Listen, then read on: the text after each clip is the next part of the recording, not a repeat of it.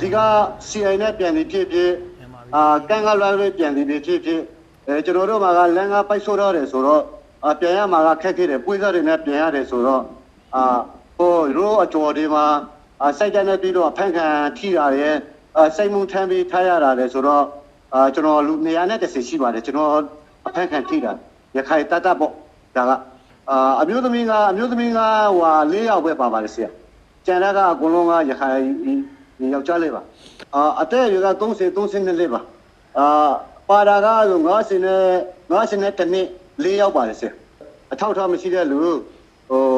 တန်ငွေပေါ့တန်ငွေဆောက်ပြီးပြင်ရပါခဏနဲ့30တန်ငွေဆောက်ပြီးပြင်ရတာပေါ့ပြန်မလေးရှားဆိုတာကအဲ့လိုဖွင့်ပေးထားတယ်ပါစပို့ရှိတဲ့လူကမရှိတဲ့လူက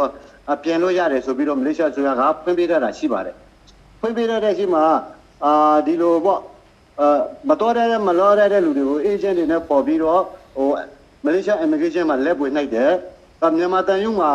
CAU ပြီးတော့မလေးရှား